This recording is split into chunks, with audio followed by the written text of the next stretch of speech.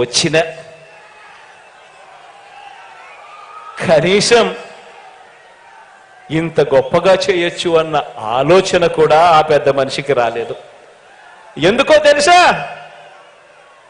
తెలుసా?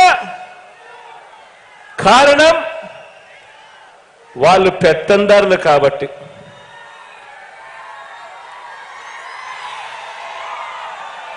ఎందుకంటే పల్లె అంటే బాబు దృష్టిలో ఏమిటో తెలుసా? ఎందుకంటే పల్లె అంటే బాబు దృష్టిలో తమ పెత్తందారుల పాలనలో పనిచేసే ప్రజలు, తమ పెత్తందారుల పొలాలలో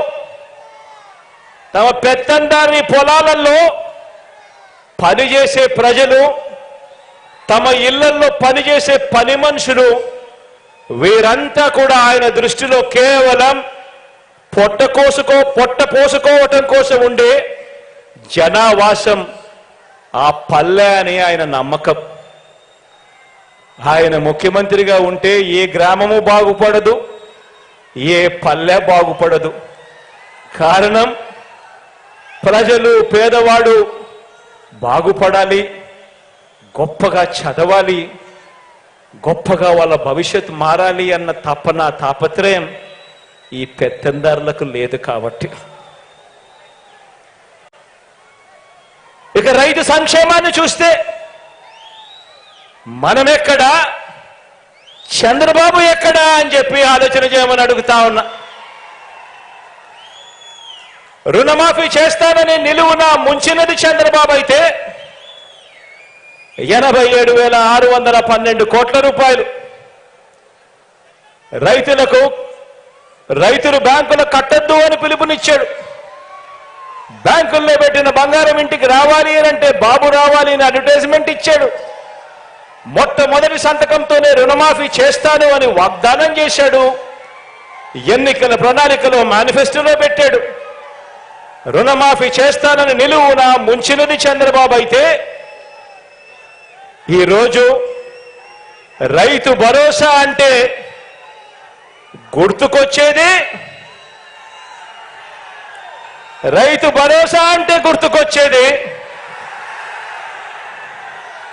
మీ జగన్.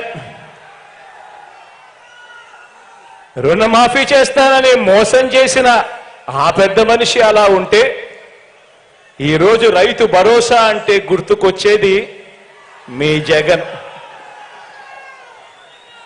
ఆర్బీకే అంటే జగన్. సకాలంలో విత్తనమైన, ఎరువులైనా, ఇన్పుట్ సబ్సిడీ అయినా సకాలంలో అందుతున్నాయి అనంటే గుర్తుకొచ్చేది మీ జగన్. పగటిపూటే ఉచిత విద్యుత్ అయినా, రైతన్నలకు ఉచిత బీమా అయినా, రైతన్నలకు 0 వడ్డీ అయినా ఇవన్నీ అందుతున్నాయనంటే గుర్తుకు వచ్చేది మీ జగన్. ఆక్వా రైతులకు కరెంటు సబ్సిడీ అయినా కూడా అందుతా ఉంది అనంటే గుర్తుకొచ్చేది మీ జగన్. మరి ఏ పొలంలోకి వెళ్ళినా కూడా చంద్రబాబు చెప్పుకునేందుకు ఏముంది? మరి ఏ పొలంలోకి వెళ్ళినా కూడా చంద్రబాబుకు చెప్పుకునేందుకు ఏముంది? చంద్రబాబు నాయుడు మార్కు ఎక్కడుంది? ఎక్కడ చూసినా కూడా కనిపించేది వైఎస్ఆర్సీపీ జగన్ మార్క్ కనిపిస్తా ఉంది ఎక్కడ చూసినా కూడా.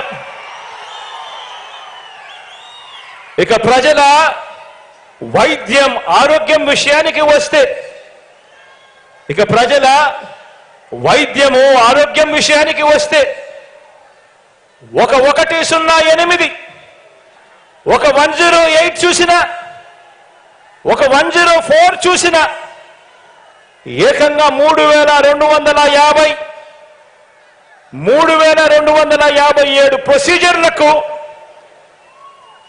ఆరోగ్యశ్రీ విస్తరించిన తీరు చూసిన ఆరోగ్య ఆసరా చూసినా, గ్రామ స్థాయిలోనే విలేజ్ క్లినిక్, ఫ్యామిలీ డాక్టర్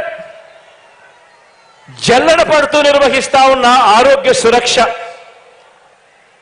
17 కొత్త మెడికల్ కాలేజీలు, ఒక్క వైద్య రంగంలోనే ఏకంగా 53,000 కొత్త నియామకాలు. ఒక్క వైద్య రంగంలోనే ఏ హాస్పిటల్కి వెళ్ళినా డాక్టర్ల కొరత ఉండరాదని, నర్సుల కొరత ఉండరాదని ఏకంగా 53,000 నియామకాలు.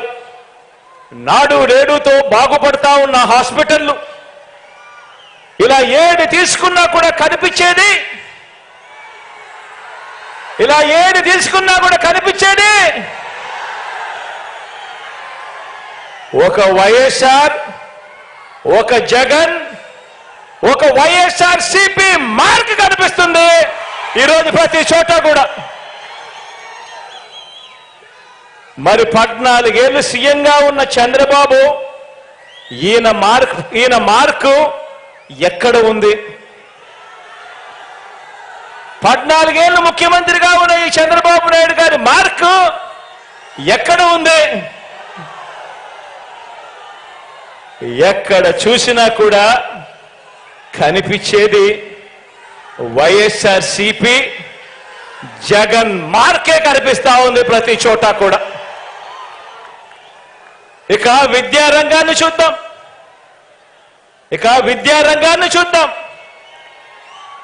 ఏ గవర్నమెంట్ బడిని తీసుకున్నా, మొత్తంగా విద్యా రంగాన్ని తీసుకున్నా, ఓ నాడు నేడు, ఓ ఇంగ్లీష్ మీడియం, సిబిఎస్ఈ నుంచి ఐబీ వరకు ప్రయాణం, చదువుతున్న పిల్లల చేతుల్లో బైలింగ్వల్ టెక్స్ట్ బుక్స్, అంటే ఒక పేజీ తెలుగు, ఒక పేజీ ఇంగ్లీష్ టెక్స్ట్ బుక్లు,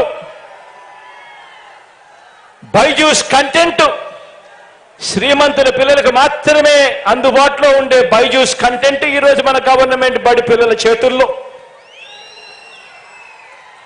గవర్నమెంట్ బడి పిల్లల చేతుల్లో ట్యాబులు, గవర్నమెంట్ పేద పిల్లలు వెళ్ళే గవర్నమెంట్ బడులలో ఏకంగా క్లాస్ రూమ్లలో ఐఎఫ్పీలు, బడులలో గోరుముద్ద, పిల్లలకు బడి తెరిచేసరికే విద్యా కానుక. పెద్ద చదువులు చదువుతా ఉన్న పిల్లలకు ఆ తల్లిదండ్రులు అప్పులు పాలయ్యే పరిస్థితి రాకూడదు అని ఆ పిల్లలకు పూర్తి ఫీజు రీఎంబర్స్మెంట్ ఇస్తూ ఓ జగనన్న విద్యా దీవెన, ఓ జగనన్న వసతి దీవెన, 4 ఏళ్ల ఇంటిగ్రేటెడ్ డిగ్రీ, విదేశాల్లోని టాప్ యూనివర్సిటీలతో ఆన్లైన్ వర్టికల్స్ ద్వారా డిగ్రీల అనుసంధానం, జాబ్ ఓరియంటెడ్ గా కరికులంలో మార్పులు, ఇంటర్న్షిప్ కంపల్సరీతో డిగ్రీలో చేర్చడం. ఇలా ఏది తీసుకున్నా కూడా విద్యారంగంలోని ఇష్టం, ఏది తీసుకున్నా కూడా ఎక్కడ కనిపిస్తా ఉంది చంద్రబాబు నాయుడు గారి మార్కు అని అడుగుతా ఉన్నా. ఎక్కడ చూసినా కూడా కనిపించేది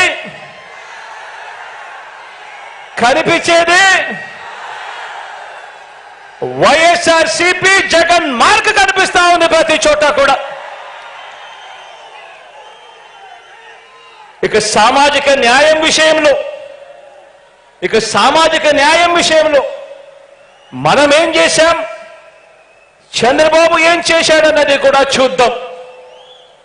పేద సామాజిక వర్గాల మీద ప్రేమ ఉంది కాబట్టి నా ఎస్సీలు, నా ఎస్టీలు, నా బీసీలు, నా మైనారిటీలు అంటూ నామినేటెడ్ పదవుల్లో ఏకంగా చట్టం చేసి మరి సగం పదవులన్నీ కూడా ఈ వర్గాలకే ఇవ్వడం మొదలు కేబినెట్ లో ఏకంగా 68% మంత్రి పదవులు,